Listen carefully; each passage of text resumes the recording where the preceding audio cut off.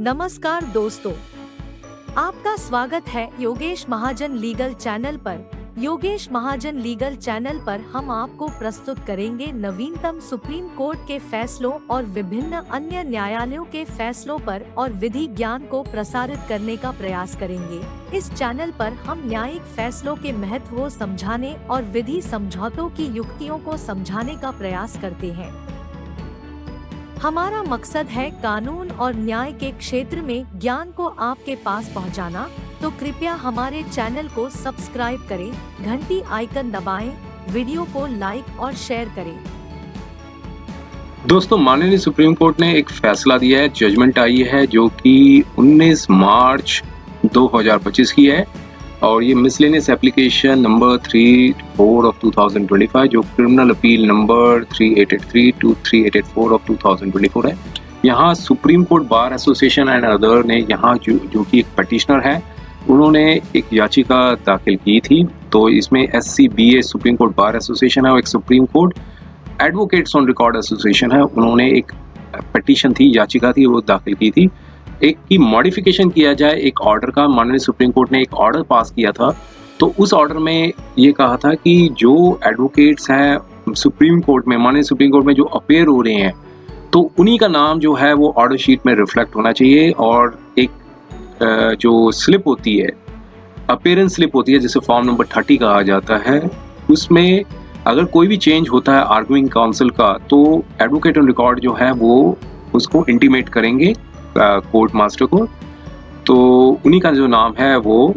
जो order sheet है उसमें रिफ्लेक्ट किया जाएगा। तो अक्सर देखा जाता है कि जो भी माननीय सुप्रीम कोर्ट का ऑर्डर आता है उसमें ऑर्डर शीट में कई एडवोकेट्स के जो नाम हैं वो लिखे जाते हैं। कई एडवोकेट्स होते हैं वो अपेयर ही नहीं हो रहे होते हैं, लेकिन नाम लिखे जाते हैं। लेकिन यहाँ पर एक जॉइंट एक जो पिटीशन थी, एक एप्लीकेशन थी, वो दाखिल की गई। तो बार एसोसिएशन थी जो, उनका ये कथन ये था कि अगर ये ऑर्डर को मान लिया जाएगा तो एडवोकेट्स के जो राइट्स हैं वो काफ़ी ज़्यादा अफेक्टेड होंगे, क्योंकि उन्होंने जो चैम्बर लेना होता है सुप्रीम कोर्ट के अंदर, तो उसमें कुछ अपीयरेंसेस हैं वो होनी चाहिए। अगर क्योंकि वो जो ऑर्डर शीट्स ही हैं उसी के बेसिस पे ही जो अलॉटमेंट ऑफ चैम्बर्स होते हैं उसके वो हकदार होते हैं, उनके जो वोटिंग राइट्स हैं वो भी अफेक्टेड होगा। तो यह प्रकार की कुछ जो दलीलें थी वो माननीय सुप्रीम कोर्ट में दी गई। लेकिन माननीय सुप्रीम कोर्ट ने कहा कि जो अलॉटमेंट ऑफ चैम्बर्स है ये कोई आपका फंडामेंटल राइट नहीं है कि आपको ये सिर्फ ये जो चैम्बर्स जो हैं वो इसलिए दिए जाते हैं कि फैसिलिटेशन के लिए। तो ऐसे में माननीय सुप्रीम कोर्ट ने एक डायरेक्शंस हैं वो दी हैं और बार एसोसिएशंस की जो भी कंटेंशंस थी उसको एक्सेप्ट नहीं किया और जो एक डायरेक्शंस हैं वो दी हैं। आइए हम इसके कंटेंट्स को देखते हैं, समझने की कोशिश करते हैं क्या कहा था माननीय सुप्रीम कोर्ट ने और किस ग्राउंड्स पे जो बार एसोसिएशंस हैं, सुप्रीम कोर्ट बार एसोसिएशन और supreme court advocates on record association, वो माननीय सुप्रीम कोर्ट में गई थी। तो मिसलेनियस एप्लीकेशन थी वो फाइल की थी SCBA जो कि सुप्रीम कोर्ट बार एसोसिएशन है और एक supreme court advocate on record association है जिसे SCAORA कहते हैं। और उन्होंने कहा था कि एक मॉडिफिकेशन प्रेयर ये मांगी थी कि जो पैरा 42 की जजमेंट आई थी जो सुप्रीम कोर्ट ने ही पास की थी 20/9/2024 को, 20 सितंबर 2024 को, उसका जो पैरा नंबर 42 है उसको मॉडिफिकेशन के लिए यहाँ पर उन्होंने प्रेयर मांगी थी। पैरा 42 में क्या दिया था माननीय सुप्रीम कोर्ट ने, उसमें ये कहा था कि एक नोटिस सर्कुलर आया था 30/12/2022 का और जो एक ऑर्डर पास किया गया था कोऑर्डिनेट बेंच का, तो ये डायरेक्शन दी थी कि एडवोकेट ऑन रिकॉर्ड जो हैं वो मार्क कर सकते हैं अपीयरेंस को, सिर्फ उन्हीं एडवोकेट्स के मार्क करेंगे जो अथॉराइज्ड हैं अपियर होने के लिए और आर्ग्यू करने के लिए पर्टिकुलर डे ऑफ हियरिंग पे। और इसलिए में जो नेम्स होगा उन्हीं एडवोकेट का जो एडवोकेट ऑन रिकॉर्ड का जो नाम बताएंगे उसी डेट की जो हियरिंग पे उनका नाम जो है वो लिया जाएगा। मीन्स और फिर साथ में बताया कि अगर कोई चेंज होता है उसकी आर्ग्यूइंग एडवोकेट का, तो ये ड्यूटी होगी कंसर्न एडवोकेट ऑन रिकॉर्ड की कि वो कोर्ट मास्टर को एडवांस में इन्फॉर्म करें जब हियरिंग होती है। और तो कोर्ट मास्टर्स हैं जो ऑफिसर्स हैं वो उसी के अकॉर्डिंगली एक्ट करेंगे। तो 23 जनवरी 2025 को कोर्ट ने एक ऑर्डर पास किया था, मिसलेनियस एप्लीकेशंस थी वो पास की थी। उसमें बताया था कि उससे पहले भी एप्लीकेशंस थी वो फाइल की गई थी जो इंटरलोकेटरी एप्लीकेशंस हैं। उसमें सुप्रीम कोर्ट बार एसोसिएशन और supreme court advocates on record association ने फाइल की थी एक मिसलेनियस एप्लीकेशन नंबर 334/2025 और उसमें जहां परमिशन मांगी गई थी, मीन्स पहले भी हियरिंग हो चुकी थी, तो उसमें ऑर्डर दिया था माननीय सुप्रीम कोर्ट ने, जो मिसलेनियस एप्लीकेशन में अब जो जजमेंट आई है इससे पहले ऑर्डर दिया था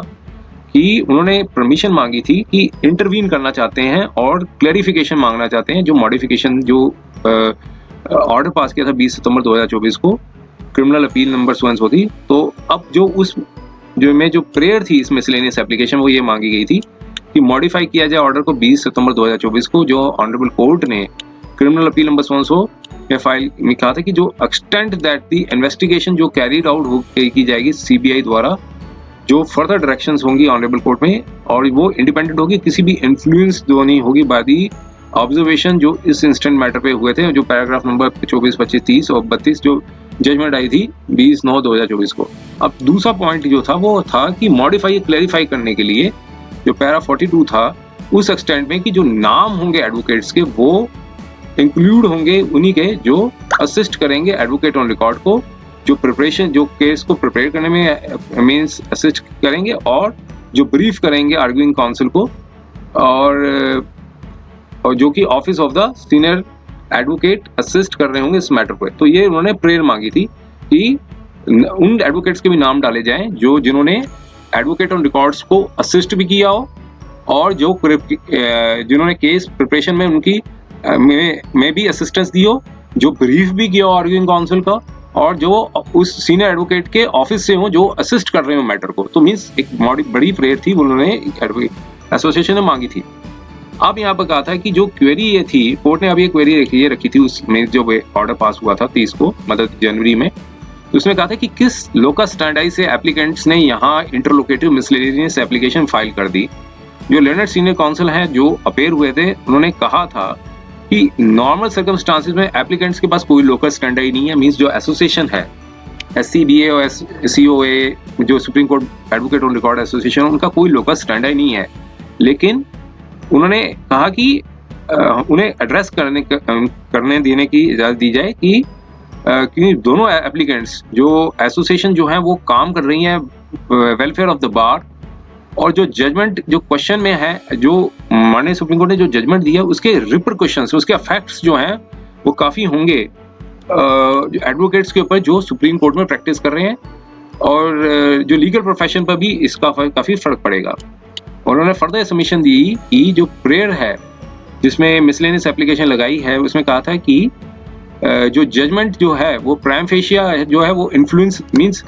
जो जज में जो प्राइम वो कह रहे हैं, उन्होंने बताया कि वो इन्फ्लुएंस नहीं करना हो रहे हैं, कि जो सीबीआई जो अपनी इन्वेस्टिगेशन करे इंडिपेंडेंटली उसके ऊपर उन्होंने फोकस किया। उन्होंने कहा था कि सीनियर एडवोकेट जो अपेयर हुए थे और जो कि प्रेसिडेंट भी हैं सीबीआई के,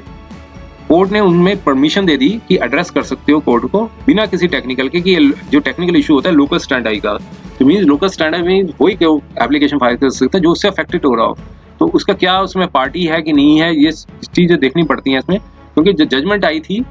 तो उसमें अब यहाँ पर कोर्ट ने पहले क्वेश्चन ये बताया था कि आपका क्या लोकल स्टैंडर्ड है, तो कोर्ट ने यहाँ पर कहा कि इस टेक्निकल इश्यूज को हम हटा देते हैं, क्योंकि जो सीनियर एडवोकेट अपेयर हो रहे हैं वो खुद ही एक SCBA के प्रेसिडेंट है। तो उनकी जो रिक्वेस्ट को देखते हुए और जो ऑब्जर्वेशन जो आई थी 20 सितंबर 2024 को, उन्होंने कोर्ट ने क्लेरिफाई कर दिया कि जो सीबीआई जो है वो अपनी इंक्वायरी और इन्वेस्टिगेशन इंडिपेंडेंटली करेगी कानून के मुताबिक,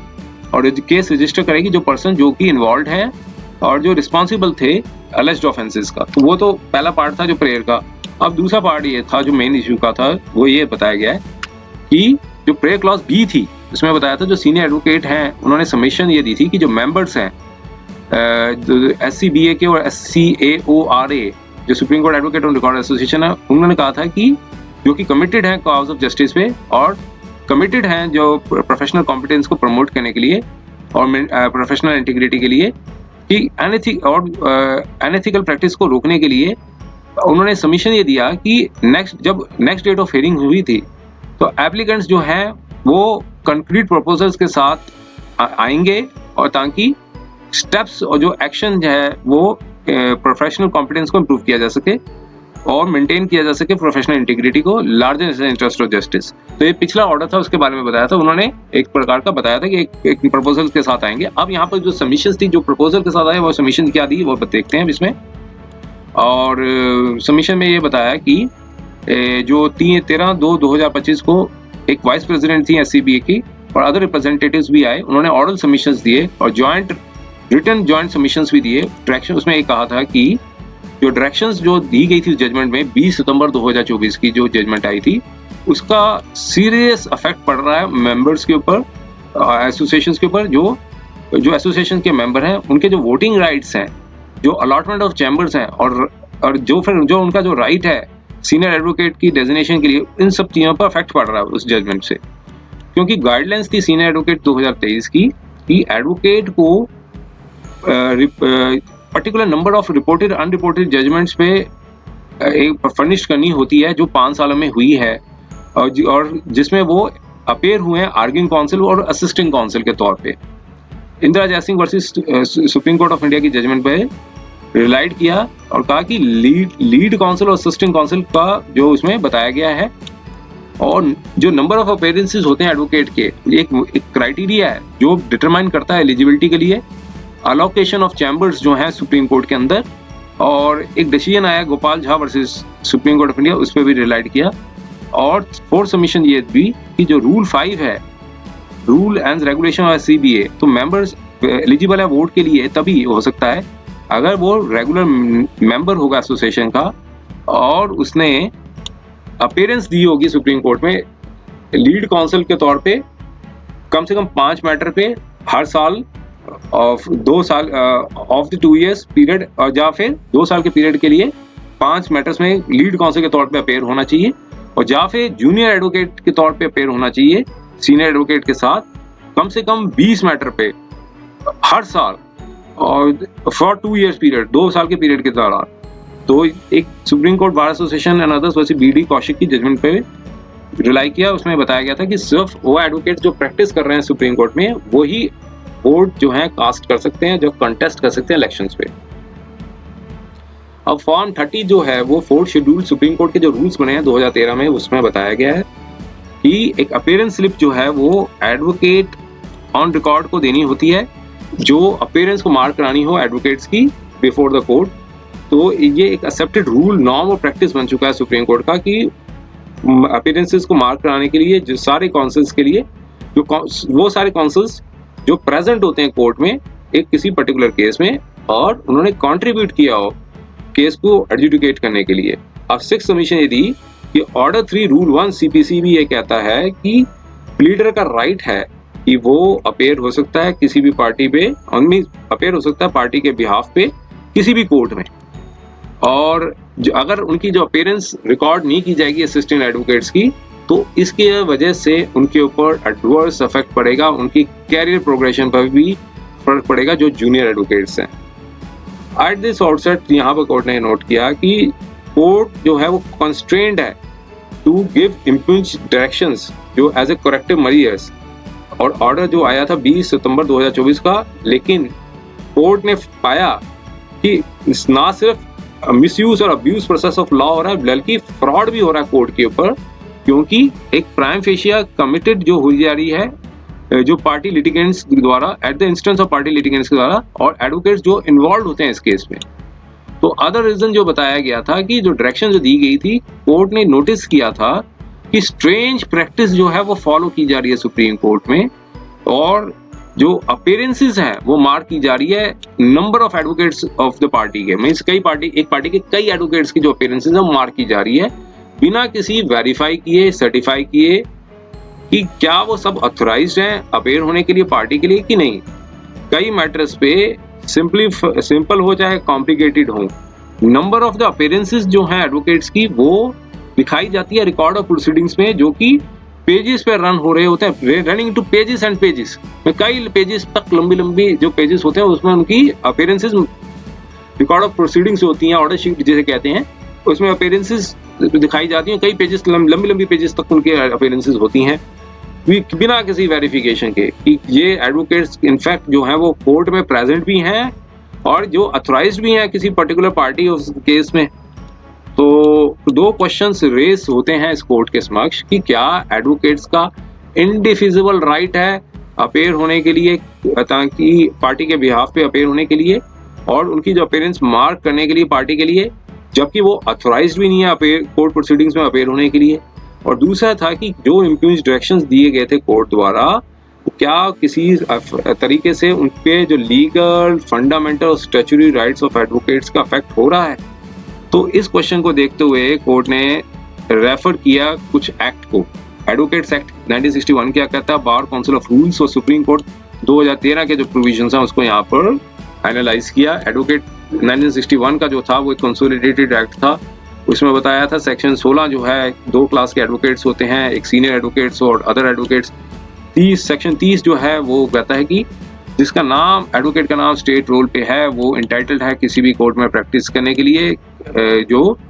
इंक्लूडिंग सुप्रीम कोर्ट में भी। चैप्टर 5 जो है वो एक्ट जो है वो कंडक्ट ऑफ एडवोकेट्स के लिए बता रखा है। सेक्शन 35-36 जो है स्टेट बार काउंसिल और बार काउंसिल ऑफ इंडिया जो एक डिसिप्लिनरी एक्शन लेगा, पनिश करेगा एडवोकेट्स को जो प्रोफेशनल और अदर मिसकंडक्ट के लिए गिल्टी है। Section 49 bar council of India के पास पावर है कि वो रूल्स बना सकते हैं, डिस्चार्ज ऑफ पावर्स। और बार काउंसिल ऑफ रूल्स के बारे में भी बताया। एडवोकेट एक्ट 1961 के अंदर बार रूल्स बनाए गए थे जिसे बार काउंसिल ऑफ रूल्स बताए गए थे। उसके जो चैप्टर्स हैं वो यहाँ पर डिफाइन किए हैं। और फर्दर नोट किया कि आर्टिकल 145 कॉन्स्टिट्यूशन ऑफ इंडिया के तहत सुप्रीम कोर्ट के पास भी पावर है with the approval of the president कि वो रूल्स बना सकती है और रेगुलेट कर सकती है general practice and procedures of the court, जिसमें रूल्स जो होंगे जो मींस जो पर्सन और एज टू द पर्सन जो प्रैक्टिस करते हैं कोर्ट में। तो सुप्रीम कोर्ट और रूल्स 2013 है वो फ्रेम्ड किए थे, जो कि अमेंडेड भी हुए थे, अमेंडेड रूल्स 2019 में। और ऑर्डर 4S 2013 का बारे में बताता है एडवोकेट्स की डेफिनेशन, जो ऑर्डर 4 रूल 2013 के ऊपर एडवोकेट्स के बारे में डिटेल प्रोविजन जो है बनाया हुआ है। उसके content supreme Court of rules 2013 के यहाँ पर लिखे हुए हैं, यहाँ पर मेंशन किए हैं कोर्ट ने। और अपीयरेंस स्लिप जो है फॉर्म नंबर 30 के अंदर बता रखी है। एडवोकेट्स जो सुप्रीम कोर्ट 2013 का जो रूल है उसमें ये बता रखा है कि लिस्टिंग कब हो रहा है, मैटर आइटम नंबर क्या है, एनरोलमेंट नंबर क्या है, signature of advocate on record, advocate on record, इसके सिग्नेचर होंगे और ये फॉर्मेट बनाया है अपीयरेंस स्लिप का। और अब यहाँ पर निकल के ये डिड्यूसिबल ये था कि सुप्रीम कोर्ट के पास पावर है आर्टिकल 145 ऑफ कॉन्स्टिट्यूशन के अंदर कि जो प्रेसिडेंट से अप्रूव करने के मींस जो अप्रूवल होगा प्रेसिडेंट से, वो जो कि रूल्स बनाएंगे जो रेगुलेट करेंगे प्रैक्टिस और प्रोसीजर्स ऑफ द कोर्ट। और जो एडवोकेट जिनका नाम एंटर है किसी भी स्टेट बार काउंसिल के तहत, एडवोकेट एक्ट 1961 के तहत, वो इंटाइटल्ड है सुप्रीम कोर्ट में अपेयर होने के लिए। और उनकी जो अपीयरेंस है वो सब्जेक्ट टू द रूल्स होगी 2013 के अंदर जो फ्रेम्ड किया सुप्रीम कोर्ट ने। और रूल 1A ऑर्डर 4 जो है वो रिस्ट्रिक्ट करता है एडवोकेट को कोर्ट को एड्रेस करने के लिए फॉर इफेक्टिव हियरिंग के लिए, अगर उसका जो नाम है एडवोकेट का स्टेट बार काउंसिल के अंदर नाम रजिस्टर है लेकिन 1 साल से कम का टेन्योर हुआ है, पे पीरियड हुआ है, तो वो सिर्फ मेंशन कर सकता है एडवोकेट लिमिटेड पर्पस के लिए, वो टाइम ले सकता है, डेट और एडजॉर्नमेंट ले सकता है, सिमिलर ऑर्डर मींस इफेक्टिवली वो कोर्ट को एड्रेस नहीं कर सकता जिसका 1 साल से कम का एक्सपीरियंस है। रूल 1B जो है वो ये कहता है कोई भी advocate other than the advocate on record can appear, plead और and address to the court in the matter unless, जब तक उसे इंस्ट्रक्ट ना किया गया हो एडवोकेट ऑन रिकॉर्ड, जब परमिट ना कर दिया हो कोर्ट में। मींस सुप्रीम कोर्ट रूल्स के मुताबिक कोई भी एडवोकेट जो है वो अपीयर नहीं हो सकता जब तक उसको परमिट ना किया गया हो कोर्ट द्वारा या फिर एडवोकेट ऑन रिकॉर्ड ने उसे इंस्ट्रक्ट ना किया हो। तो रूल 20 जो है वो ये कहता है कि कोई एडवोकेट ऑन रिकॉर्ड है वो अथोराइज नहीं है, अथोराइज नहीं कर सकता किसी पर्सन को, और जब तक कि दूसरा एडवोकेट ऑन रिकॉर्ड जो है वो एक्ट करे के लिए उनसे मींस अलाउ ना करे और अदर एनी अदर केस। तो मींस रूल 2B जो है वो मैंडेट करता है सीनियर एडवोकेट भी बिना अपीयर नहीं हो सकते बिना किसी एडवोकेट ऑन रिकॉर्ड के, और अपीयर नहीं होंगे बिना किसी junior in any other court of in India. तो सीनियर एडवोकेट का यह है कि सुप्रीम कोर्ट में भी उसको सीनियर एडवोकेट को एडवोकेट ऑन रिकॉर्ड लेके जाना पड़ेगा, और दूसरे की किसी भी कोर्ट में भी सीनियर एडवोकेट को एक अपना जूनियर एडवोकेट लेके साथ जरूर लाना पड़ेगा। और अब यहाँ पे बताया कि रूल 7C जो है वो ये बताता है कि कोई भी advocate other then advocate on record भी के अलावा इंटाइटल नहीं है कि वो फाइल कर सकता है अपीयरेंस और act on the court. 7A जो है वो रिक्वायर करता है कि एडवोकेट ऑन रिकॉर्ड की वो फाइल कर सकते हैं मेमोरेंडम ऑफ अपीयरेंस पार्टी के बिहाफ पे, लेकिन साथ में अकम्पनीड बाय द वकालतनामा के साथ उनको देना होगा। और जब वकालतनामा एग्जीक्यूट किया जाएगा इन the presence of advocate on record तो वो वेरीफाई करेंगे। अगर एडवोकेट ने एक्सेप्ट कर लिया वकालतनामा तो वो जो कि ऑलरेडी एग्जीक्यूटेड हो चुका है किसी भी नोटरी और एडवोकेट, तो he has to make endorse करना होगा, सेटिस्फाई करने मींस कि उन्होंने सेटिस्फाई कर लिया है अपने आप कि जो वकालतनामा को एग्जीक्यूट करने के बाद तो हर वकालतनामा को एग्जीक्यूट किया जाएगा पार्टी द्वारा in the presence of advocate on record. Present advocate on record की प्रेजेंस मौजूदगी होना जरूरी है और in the presence of the notary और an advocate for being send by advocate on record. तो एडवोकेट ऑन रिकॉर्ड ने अगर भेज रखा है तो नोटरी के और या फिर एडवोकेट के रिकॉर्ड जो सिंपल एडवोकेट होंगे उसके प्रेजेंस में एग्जीक्यूट करा सकते हैं। अगर वकालतनामा एग्जीक्यूट नहीं किया जाएगा उनकी प्रेजेंस में तो एडवोकेट ऑन रिकॉर्ड को एक एंडोर्समेंट देनी होगी वकालत में कि उन्होंने सेटिस्फाइड कर लिया है about the due execution of वकालतनामा। तो अब ये कहा जो रूल 7 जो है वो मोर पर्टिकुलरली सुप्रीम कोर्ट के लिए ज़्यादा सिग्निफिकेंस है क्योंकि एडवोकेट ऑन रिकॉर्ड जो रिसीव कर रहे हैं वकालतनामा ऑलरेडी उन्होंने एग्जीक्यूट कर दिया है, पार्टी द्वारा एग्जीक्यूट किया जा चुका है, जो कि काफ़ी दूर भी रह रही होंगी। तो इन दैट केस तो ये जरूरी हो जाता है एडवोकेट ऑन रिकॉर्ड को जब भी वो मेमोरेंडम ऑफ अपीयरेंस फाइल करते हैं किसी पार्टी के बिहाफ पे तो वकालतनामा जो उन्हें मिला है वो एग्जीक्यूटेड होना चाहिए इन the presence of the notary या फिर किसी दूसरे एडवोकेट द्वारा ताकि वो एंडोर्समेंट कर सकें इन दैट रिकॉर्ड। रूल 10 ये कहता है ऑर्डर 4 का कि वो अज्यूम करता है कि अकाउंटेबिलिटी फिक्स होती है एडवोकेट ऑन रिकॉर्ड के ऊपर कि जब भी कोर्ट की ओपिनियन में होता है कि उन्होंने किसी प्रकार का मिसकंडक्ट किया है या फिर उनका कंडक्ट जो है unbecoming the part of advocate on record है। तो यहाँ पर कोर्ट ने नोटिस ये किया था कि कई केसेस में एडवोकेट ऑन रिकॉर्ड जो है अपना नाम दे देते हैं बिना किसी प्रोसीडिंग्स में पार्टिसिपेट नहीं करते, मीन्स साइन कर दिया वकालतनामा पे और पार्टिसिपेट नहीं करते। तो एडवोकेट ऑन रिकॉर्ड भी जो है वो बहुत कम बार ही प्रेजेंट होते हैं सीनियर एडवोकेट के साथ। तो अपीयरेंस स्लिप जो फॉर्म नंबर 30 पे जो दी गई है वो भी शो नहीं करती कि जो करेक्ट अपीयरेंसेस के बारे में नहीं बताती। तो यहाँ पे कहा कि हमने अपने आप को रेजिस्ट नहीं कर सकते कि हर वकालतनामा जो मेमोरेंडम ऑफ अपीयरेंस जो फाइल किया गया एडवोकेट द्वारा उसमें एक लॉट ऑफ रिस्पॉन्सिबिलिटी और अकाउंटेबिलिटी बनती है और राइट है जो एडवोकेट का पार्टी के बिहाफ पे अपेयर होने का और प्रैक्टिस करने का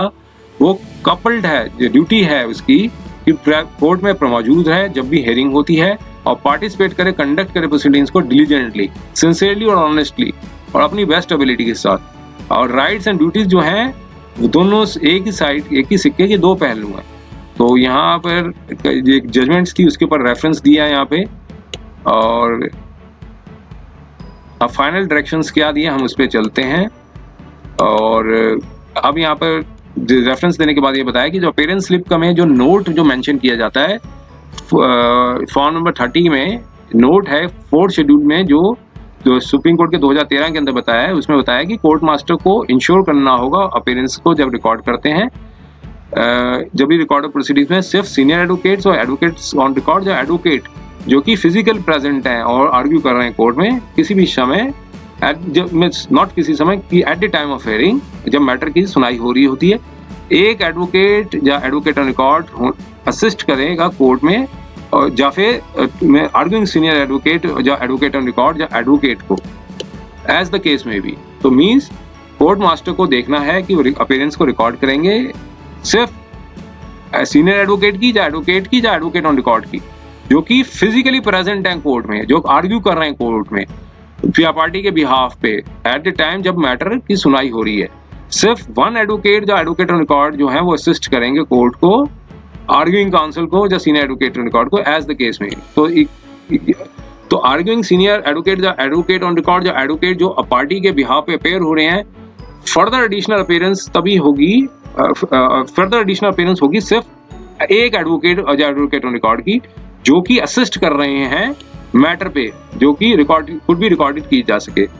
कोर्ट ने कहा ऑफ कोर्स सब्सिक्वेंट चेंजेस होती हैं engagement of advocate on record या सीनियर एडवोकेट या आर्ग्यूइंग एडवोकेट की पार्टी द्वारा, तो वो इंटीमेट किए जाएगी कंसर्न्ड एडवोकेट ऑन रिकॉर्ड द्वारा एक अपीयरेंस स्लिप को फ्रेश दे के कंसर्न कोर्ट मास्टर को, and the concern court master जो होंगे वो मार्क करेंगे अपीयरेंस की एडवोकेट की according to the record of proceedings. तो ये सबमिशंस को कोर्ट ने कहा हम कठिनता से एक्सेप्ट करते हैं। जो एप्लीकेंट्स एसोसिएशन जो अपेयर हो रही है इस केस में, जिन्होंने मिसलेनियस एप्लीकेशन फाइल की थी, कि जो प्रैक्टिस जो है सुप्रीम कोर्ट की कि वो अपनी अपीयरेंस को सारे काउंसिल्स के जो अपीयरेंसेस मार्क करें जो कि कोर्ट में प्रेजेंट हैं और पर्टिकुलर केस में, और कंट्रीब्यूट कर रहे हैं, असिस्ट कर रहे हैं आर्ग्यूइंग काउंसिल को। सो मींस उन कोर्ट ने उन सारी सबमिशंस को एक्सेप्ट नहीं किया कि सारे मान लो 15 एडवोकेट्स अपेयर हो रहे हैं तो सबके वो मार्क किए जाएं। ये एसोसिएशंस ने ये सबमिशंस दिए थे, तो कोर्ट ने कहा कि हम इसको एक्सेप्ट नहीं करते हैं। It hardly needs to state कि कोई भी प्रैक्टिस परमिट नहीं करती है जो स्टैच्यूटरी रूल्स को ओवर रूल्स कर सके। जब रूल्स जो फ्रेम किए गए हैं सुप्रीम कोर्ट ने, जो उनके पास पावर थी 145 संविधान के अंदर, तो ये रूल्स हैं वो स्टैच्यूटरी फोर्स है वो, ताकि उससे स्ट्रिक्टली अडहर किया जा सके सारे ऑल कंसर्न द्वारा, और जो ऑफिसर्स ऑफ द कोर्ट हैं जिसमें कोर्ट मास्टर्स भी हैं एंड आल्सो द एडवोकेट्स। तो इसलिए इफेक्टिव पार्टिसिपेशन जो है, जब असिस्टेंस की जा रही है कंसर्न एडवोकेट के द्वारा, जो असिस्ट करते हैं आर्ग्यूइंग एडवोकेट को इन द केस जब मैटर जो है कंडक्ट किया जा रहा है कोर्ट में, कैजुअल, फॉर्मल और ineffective presence of the court along with the advocate on record advocate और आर्ग्यूइंग एडवोकेट,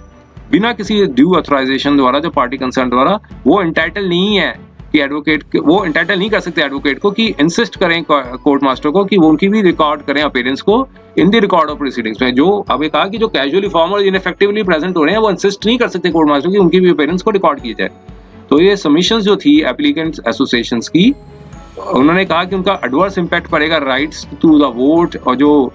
कंसीडर किया जाता है अलॉटमेंट ऑफ चैम्बर, जो सुप्रीम कोर्ट में प्रीमिसेस में उनके जो चैम्बर अलॉट किए जाते हैं या फिर उनका डेजिग्नेशन होता है सीनियर एडवोकेट का, तो कोर्ट ने कहा आपकी सबमिशंस पे हम कोई फोर्स नहीं है। तो ये नोट किया जाता है कि जो इश्यूज थे अलॉटमेंट ऑफ चैम्बर्स का सुप्रीम कोर्ट में, और उनका जो वोटिंग राइट्स है जो इलेक्शंस में वो सुप्रीम कोर्ट बार एसोसिएशन में, वो कंसीडर किया था कोर्ट ने कई जजमेंट्स पे। गोपाल झा का केस था, उसमें ये कहा था कि गोपाल झा के केस में ये कहा दिया था कि कोई फंडामेंटल और स्टैच्यूटरी राइट नहीं है एडवोकेट का कि उनको अलॉट किया जाए चैम्बर कोर्ट प्रेमिसेस पे, क्योंकि ये सिर्फ फैसिलिटी है जो प्रोवाइड की गई है कोर्ट प्रेमिसेस पे। फर्दर ये भी ऑब्जर्व किया कि जो member are supreme court advocate on record association और सिमिलर सिचुएटेड पर्सन जो कि मेंबर है सीबीए के, वो रिक्वेस्ट कर सकते हैं चैम्बर्स कमेटी को जो कंस्टिट्यूट की गई है सुप्रीम कोर्ट लॉयर्स चैम्बर द्वारा, अलॉटमेंट एंड ऑक्यूपेंसी रूल्स जो फ्रेम्ड किए हैं सुप्रीम कोर्ट ने एडमिनिस्ट्रेटिव साइड में, अलॉटमेंट चैम्बर को अलॉट किए जाए जो कि कंपाउंड में, सुप्रीम कोर्ट के कंपाउंड में हो। वो जो सेट रूल्स जो हैं वो गवर्न करेंगे procedure and eligibility criteria for the allotment of chamber, जो कि बाइंडिंग होंगे टू ऑल। और सुप्रीम कोर्ट का वोटिंग राइट जो है और इलेक्शंस में एससीबीए के जो वोटिंग राइट्स हैं वो भी क्रिस्टलाइज किया था कोर्ट ने, supreme Court Bar Association and others ने। तो वहाँ पर ये कहा गया था कि जो राइट टू वोट है, जो कंटेस्ट इलेक्शन जो है, ना तो फंडामेंटल राइट है ना कॉमन लॉ राइट है, बल्कि एक स्टैच्यूटरी राइट है जो कि गवर्न किया जाता है स्टैच्यूटरी रूल्स और रेगुलेशन द्वारा। तो कोर्ट ने कहा हम इसमें फर्दर एलेबोरेट नहीं करना चाहते हैं। अब यहाँ पर फॉर सुप्रीम कोर्ट ने जो फाइनल डायरेक्शंस थी वो ये दिए कि जब भी वकालतनामा एग्जीक्यूट किया जाएगा इन the presence of advocate on record पर, तो वो सर्टिफाई करेंगे कि वो ये वकालतनामा जो है एग्जीक्यूट किया गया है उनकी मौजूदगी में। जब एडवोकेट ऑन रिकॉर्ड एक्सेप्ट करते हैं वकालतनामाओं को, तो ये जो कि ड्यूली एग्जीक्यूट किया गया है किसी भी नोटरी या एडवोकेट द्वारा, तो वो एक इंडोर्समेंट देंगे कि वो सेटिस्फाइड हो चुके हैं कि जो एग्जीक्यूशन किया गया है वकालतनामा का। और एडवोकेट ऑन रिकॉर्ड जो है वो अपने जो डिटेल्स हैं वो फर्निश, जो डिटेल्स हैं अपीयरेंस स्लिप के, वो फर्निश्ड करेंगे जो प्रिस्क्राइब फॉर्म नंबर 30 में बताए गए हैं। और एक लिंक जो होगा वेबसाइट में मेंशन किया गया है, नोटिस डेटेड 30/12/2022 को, जो कि सुप्रीम कोर्ट ने इशू किया था। और रिस्पेक्टिव कोर्ट मास्टर जो हैं वो अपीयरेंसेस को रिकॉर्ड करेंगे। रिकॉर्ड ऑफ प्रोसीडिंग्स सिर्फ उन्हीं senior advocate on record advocate की होगी जो कि फिजिकली प्रेजेंट होंगे और कोर्ट में आर्ग्यू कर रहे होंगे जब मैटर की सुनवाई हो रही होगी। और एक एडवोकेट और एडवोकेट ऑन रिकॉर्ड का नाम ऐड होगा जो असिस्ट करेंगे कोर्ट में to the such arguing senior advocate और एडवोकेट, जो एडवोकेट का जो सीनियर एडवोकेट या एडवोकेट ऑन रिकॉर्ड को असिस्ट करेंगे, सिर्फ एक एडवोकेट का नाम ऐड होगा एज द केस में भी। जो जैसा कि नोट में मेंशन किया गया था फॉर्म नंबर 30 में। और उन्होंने बताया किसी प्रकार का चेंज होता है ऑथराइजेशन पे एडवोकेट ऑन रिकॉर्ड का या फिर सीनियर एडवोकेट का और आर्ग्यूइंग एडवोकेट का, कंसर्न पार्टी का, और जो सबमिशंस होंगी, जब सबमिशंस होती है अपीयरेंस स्लिप के फॉर्म नंबर 30 देने के बाद भी कोई चेंजेस आते हैं तो ये कंसर्न एडवोकेट ऑन रिकॉर्ड को एक फ्रेश अपीयरेंस स्लिप देनी होगी to the concern court master को इन्फॉर्म करना होगा कि इस प्रकार का चेंज हुआ है, और जो कंसर्न कोर्ट मास्टर होंगे वो रिकॉर्ड करेंगे अपीयरेंसेस उन सब एडवोकेट्स की जो कि मीन्स जो अपेयर हो रहे हैं रिकॉर्ड ऑफ द प्रोसीडिंग्स में, वो सब उनका रिकॉर्ड करेंगे रिकॉर्ड ऑफ प्रोसीडिंग्स का। तो मीन्स कोई भी चेंज आता है फॉर्म नंबर 30 के बाद, तो फिर उसके बाद जो कोई फॉर्म नंबर 30 भरने के बाद फिर कोई चेंज आता है तो फिर दोबारा एडवोकेट ऑन रिकॉर्ड को भरना होगा फॉर्म नंबर 30 को। तो सीनियर एडवोकेट जो होंगे वो अपेयर नहीं हो सकता बिना किसी एडवोकेट ऑन रिकॉर्ड में के मीन्स बिना किसी एडवोकेट ऑन रिकॉर्ड की मौजूदगी में सीनियर एडवोकेट जो है वो अपेयर नहीं हो सकते सुप्रीम कोर्ट में। तो ये मॉडिफिकेशंस थी जो पैरा नंबर 42 और जजमेंट की थी। तो इस जो मॉडिफिकेशंस के साथ यहाँ पर मिसलेनियस एप्लीकेशन थी कोर्ट ने डिस्पोज कर दी और कहा कि ऑफिस जो है वो नीडफुल करें, ड्यू कंप्लायंस करें डायरेक्शंस की, जो जैसा कि बताया गया था ऑर्डर में। तो ये जजमेंट आई थी 19 मार्च 2025 को। उम्मीद है कि यह वीडियो आपको पसंद आया होगा। अगर आपने अभी तक हमारे चैनल को सब्सक्राइब नहीं किया है तो कृपया इसे सब्सक्राइब कर ले और बेल आइकन दबाकर नोटिफिकेशन प्राप्त करें ताकि आप हमारे नए वीडियो से अपडेट रह सकें। अगर आपको यह वीडियो पसंद आया हो तो कृपया लाइक करें और अपने दोस्तों के साथ शेयर करें। हमारे चैनल पर आपको न्यायिक मुद्दों, कानूनी सलाह और कानूनी अपडेट्स के बारे में नवाचारिक और महत्वपूर्ण जानकारी मिलेगी। हमारे साथ बने रहें क्योंकि योगेश महाजन लीगल आपके कानूनी सवालों का सहायक है।